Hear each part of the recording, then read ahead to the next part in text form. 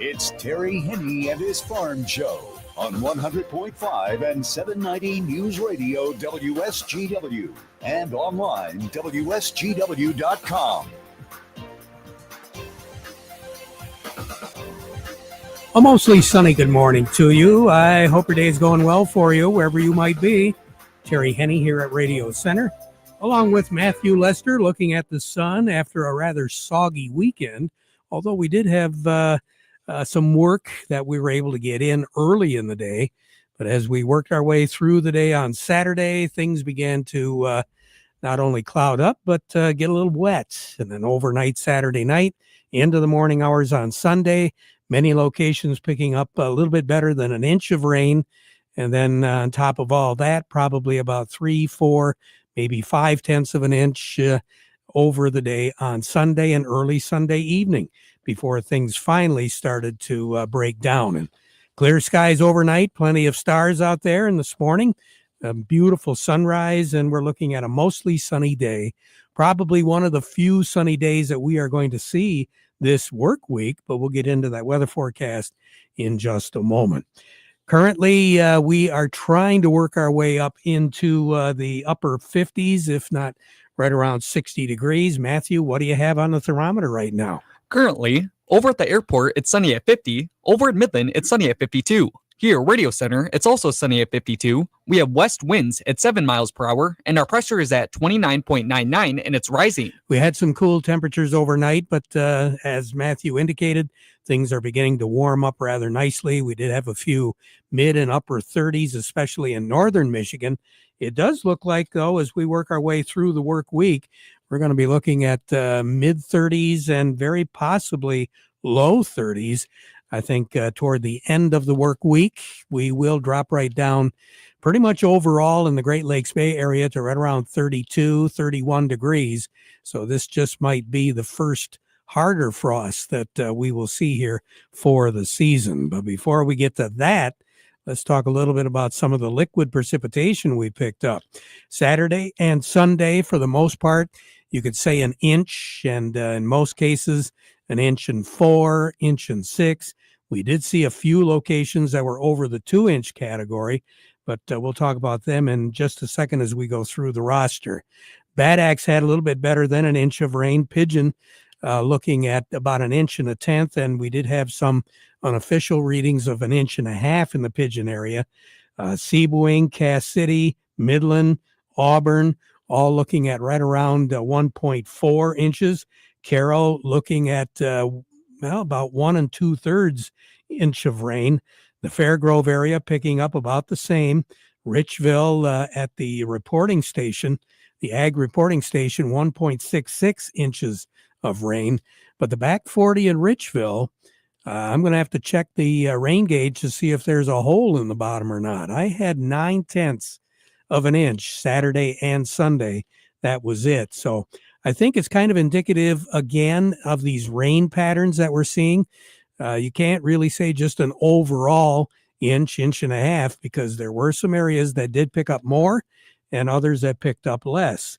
The Munger area, Essexville, Cawcolin, all looking at about an inch 3. Millington, 2 1/4 inches of rain there. Bay City, Saginaw, looking at right around an inch and a half in the cities. Pinconning had a little bit more than an inch, about 1.2. Birch Run, Beaverton, both of them looking at right around an inch and 3/4. The Frankenmuth area looking at about an inch and 3/4. Mount Morris, or I should say Mount Rose and Swan Creek, also looking at about 1.6 inches of rain. Chesaning, 1 3/4 inch. St. Charles and Elma, about 1.7. Now, east of Vassar, Clio, the Mount Morris area, they were looking at 2 1/4 inches of rain over the last couple of days. Now, Flint officially at MBS or at Bishop Airport had just under 2 inches of rain.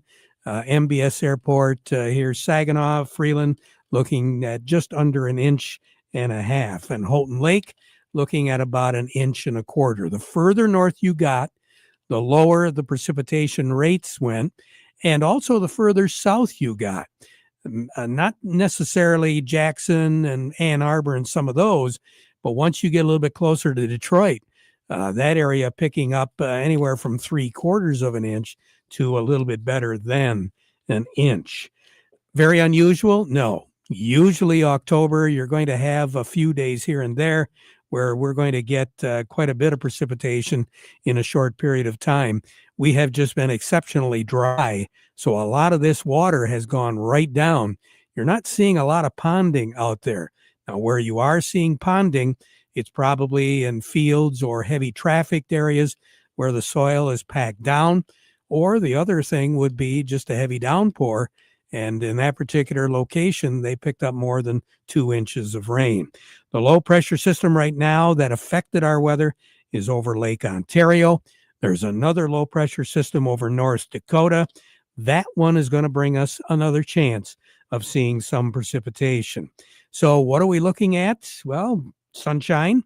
Clouds will be on the increase late this evening, and a front overnight, again with that low over North Dakota, is going to be moving through.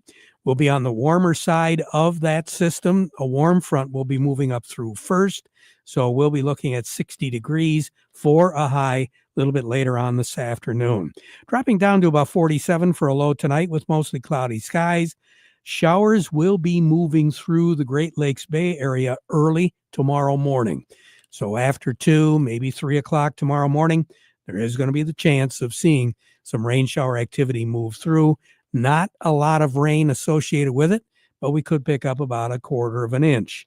Low pressure system affecting it of us was over North Dakota.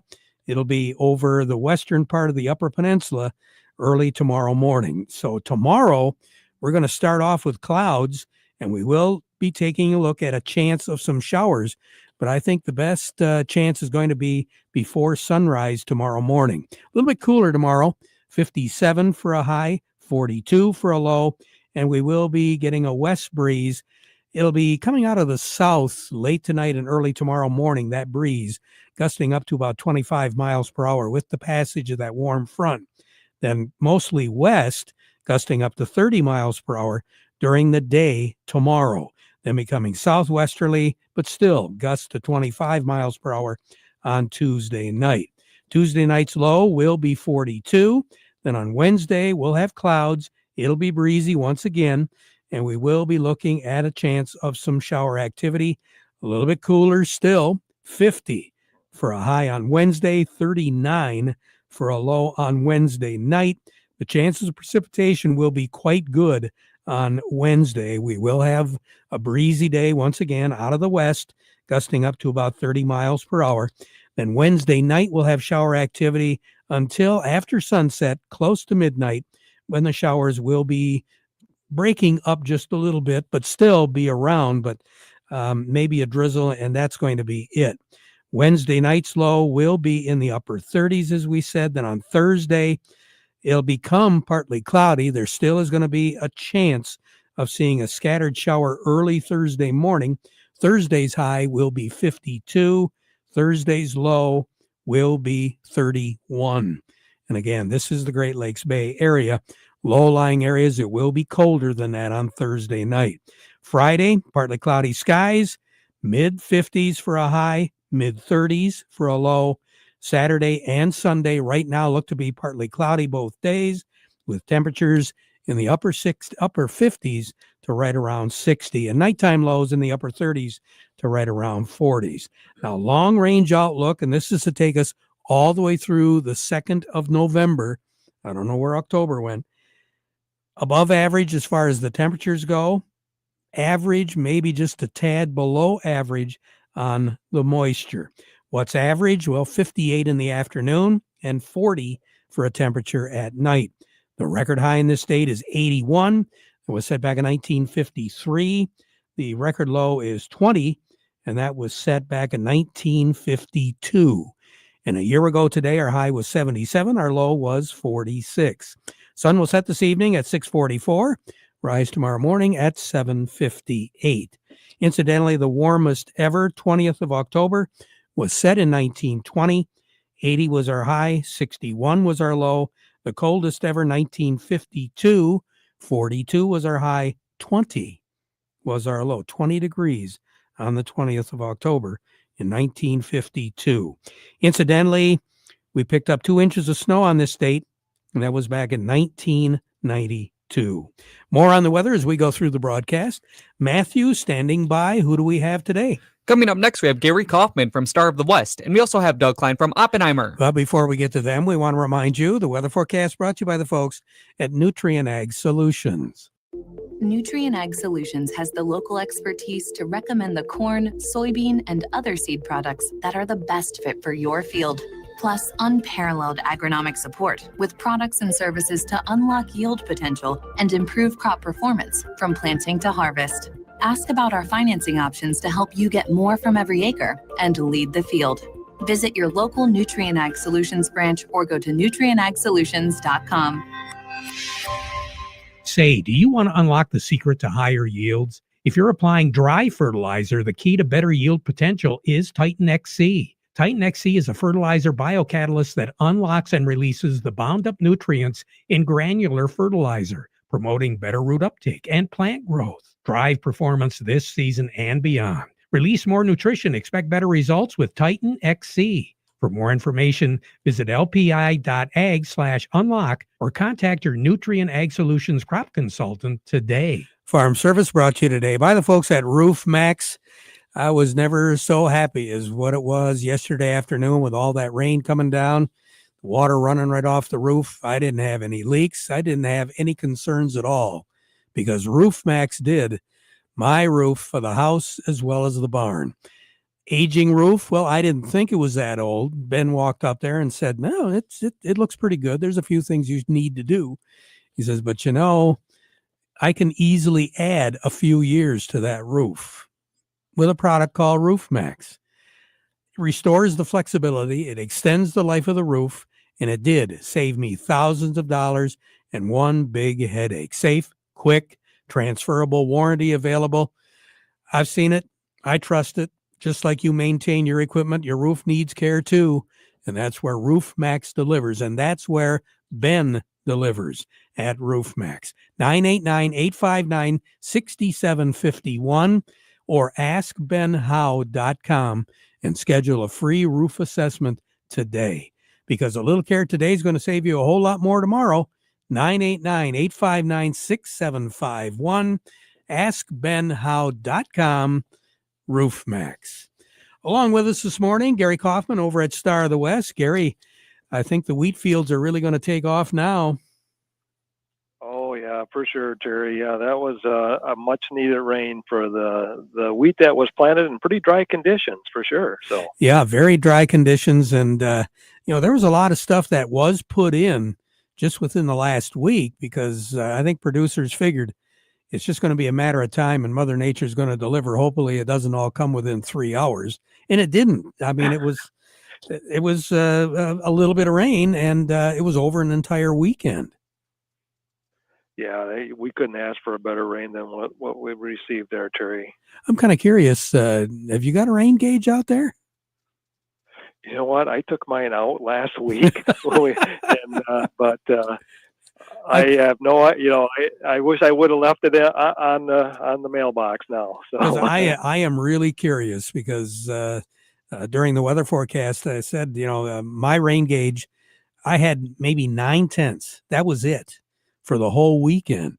And all around me, I mean, I've got people telling me 1.5 inches, 1.75 inches, 5-10 minutes from my house, over 2 inches. And usually you're a pretty good sounding board for me because it tells me if my rain gauge is way off or we just didn't get it. I don't know, the research farm, Richville Research Farm, Frankenmuth Reesfit, they had 1.66. So mine was a little bit more than half of that, but boy, I don't know. And I noticed too, there's no field tile running. Yeah. So I talked to somebody over at Millington. They said they had 3 inches. So yeah. Whether that's, fact or fiction, I guess it's spotty. Some areas got more than others. I believe it because a lot of the officials were talking anywhere from 2.3 to 2.6 out in that area down through Clio. and then to the southwest. So I don't know. Well, evidently the soybeans must think that it's going to be a good day.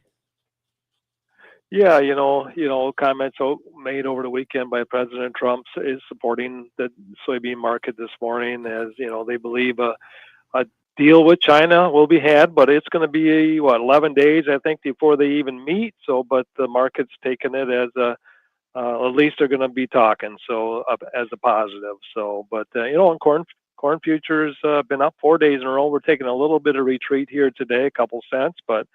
And then wheat, continuing pressure on wheat seems to be the rising estimates of world production. But on the flip side, our export sales and inspections on wheat are exceeding expectations. So it's just been kind of zigzagging back and forth on the wheat market here today so far. So evidently a lot of corn came off the weekend here in Michigan. Yeah, until the rains came, but yeah, we got a pretty good start on corn as, we drive in to work. Of course, we don't see much, but driving home, we still see, a lot of fields are empty. A lot of fields are just getting poked into, and a lot of fields still standing. But yeah, just starting, Terry. I mean, very little done so far, but, soybeans, we think for 75-80% done, maybe a little bit more on the beans. But yeah, and dry beans are pretty much done for the most part. So. Yep. So right now on the board, what have you got? Yeah, right now let's call cash wheat up a penny, 485 on the white, 410 on the red. New crop for 2026, Terry, up 3 at 535 on the white, 450 on the red. Cash and current crop corn is down 2 at 356. New crop for 2026 unchanged at 393. Cash soybeans up 9 at 949, and for 2026 up 8 at 992. We're just pushing for that $10. Getting closer. Getting closer. Guys got some orders. Looking for it. Yeah. Good. Gary, you take care. Have a good day. Okay.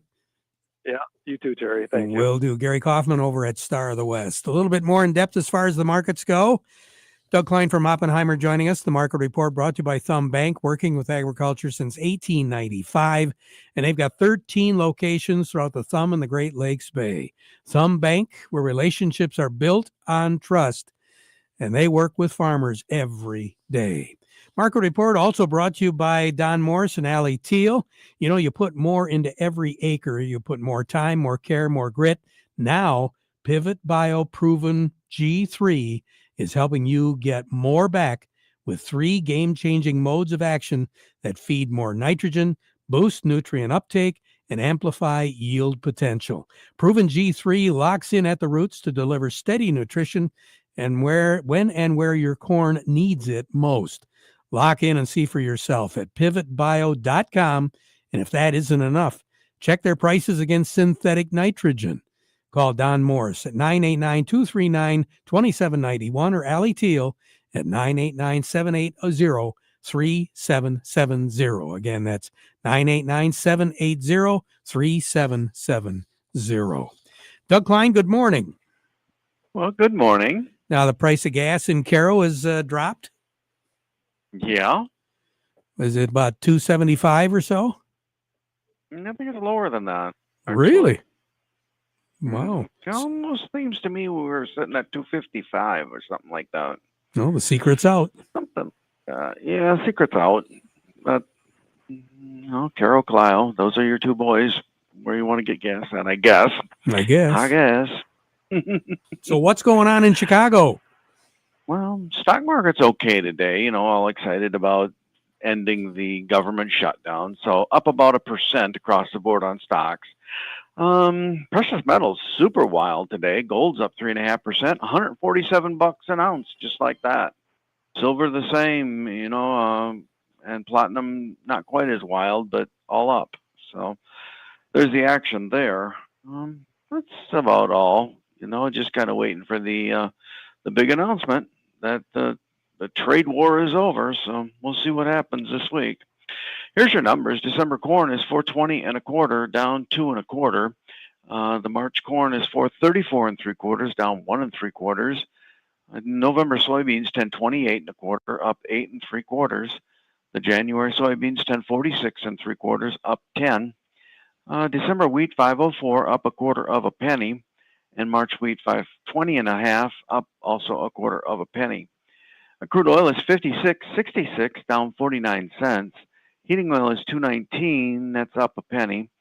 Gasoline is 182.5, that's up 1 cent. And natural gas is 4.25 1/4, that's up 20 cents. Over to currencies, Canadian dollar, US dollar buys $1.40.29 Canadian, that's up 9 ticks. The dollar buys 150.55 yen, down 7 ticks. The euro is at 116.56, that's up a half a tick. And the dollar is at 98.47, that is up 4 ticks. Gold is at 43.44.60, that's up $147 an ounce. Silver's 51.21, up $1.30. Platinum's at 16.50.20, up $30.70. And copper's at 499.75, that's up 5 1/4 cents. Doug, thank you. Mm-hmm. Nice day. We'll talk to you again tomorrow. Okay. Doug Klein over at Oppenheimer. Farm Service brought to you today by the folks at Freeland Bean and Grain, your Dairyland Seed headquarters, and also a great source of information on what you should be doing and what you can do as you prepare that soil here for the fall and rolling into 2026. Vic Huffer, he's got some answers. Just give him a call if you've got questions. Serving you is their business. They've been doing it since 1983. Freeland Bean and Grain. Along with me, Bryce Stein now with Michigan Sugar Company. Bryce's report brought to you by the folks at Foster Blue Water Oil and Blue Flame Propane. Bryce, good morning. Good morning, Terry. How are you doing today? Hey, not too bad. Didn't have to get the water wings out. No, but we did get some really nice rain, so hopefully it definitely helps our permanent pile situation. There were still, believe it or not, some areas that were on the drier side and did need some precipitation before coming into permanent pile. So this rain that we got was definitely needed. So any suggestions now as some of the guys have got a day or two? Yeah, I would say the biggest suggestion that our staff would have is prepare for permanent pile. It looks like weather indicating that we're watching daily, but it looks like we are going to be starting next week at some point. And, just making sure that things are ready to go. Topping still very high on our priority list. We don't have additional tons to discard. So every ton that has to come in needs to be in the perfect shape for as long as for that long-term storage. So just trying to nail the details, go over the equipment one last time before we do get started next week, hopefully. All righty. And we'll talk to you next week again. Bryce, take care. Have a good day, okay? Hey, you too. Thanks. You bet. Bryce Stein with Michigan Sugar. Farm Service brought to you today by the folks at Ed Raymond's, quality clothing and shoes since 1919. Red Wings, Stormy Cromer, Carhartts. They're all available right now at Ed Raymond's, 151 West Broad Street in Chesaning. They're open 7 days. Check them out for more information, edraymond's.com. Along with me, Eric Sawatsky with Yo and Yo Accounting. Eric, good morning. How are you? I'm doing great, Terry. Let's talk a little bit about rental property. Yeah, Terry, I wanted to bring up a couple things today. I've had multiple people come to me lately, so I think there are things going around on the internet about using rental properties as a way to lower your taxable income. So I wanted to go over a couple things that they don't necessarily hear when you're hearing these strategies online. So if you have a rental property and you have a loss for the year, so you have more expenses than the rental income you bring in, those losses may not be deductible. They may be. It just depends on your tax situation. One of the biggest things people don't realize is if your income is over $100,000 for the year, combined if you're filing jointly with a spouse, that you're going to be limited or not be able to take any of those losses at all. So that is income limited, and then you're going to have to carry those losses forward indefinitely until some future year where you either have rental income you can offset with it, or you would sell the property. So that's not the tax result that many times is being looked for by purchasing a rental property as a way to offset tax. So just be aware there is an income limit there. And then the other piece of it is you have to be actively involved in managing that property and have a significant amount of hours in managing that property for it to be considered a trade or business. And that leads to other opportunities to write off those losses. So just be careful. Make sure you talk to a tax advisor first before jumping into a rental property, especially if it's just for the purposes of lowering your income taxes. Good advice. Eric, thank you so much. I appreciate it. You're welcome. All righty. Talk to you again soon. Eric Sawatsky with Yo and Yo. Powerlift Hydraulic Doors. Ever heard of them? Powerlift Hydraulic Doors is the largest hydraulic door manufacturer in North America, manufacturing and installing hydraulic doors for over 30 years. Covering the entire state of Michigan, we can custom design your new door up to 150 feet by 45-foot clear opening. We can fit your airplane hangar, agricultural shed, industrial or commercial structure with a strong, reliable, and high-performance door. Nothing beats a Powerlift hydraulic door built right here in Marlette, Michigan. Our custom hydraulic doors are designed for your toughest jobs. Hi, I'm Andy. The price we give you is the installed price, and you deal with us from the beginning to the end. To schedule your Powerlift door consultation, call 989-635-8017 and ask for Andy, or visit powerliftdoorsmi.com. Powerlift Hydraulic Doors of Michigan. When you need it done right, we lift you above the rest. Farm Service brought to you today by the folks at Legendary Tree Care. Remember, no job is too big or too small. They're fully licensed and insured, and they do specialize in those big projects. Legendary Tree Care, MI.com. We now conclude our program with the playing of our national anthem, brought to you by Euclid Avenue Coin in Bay City.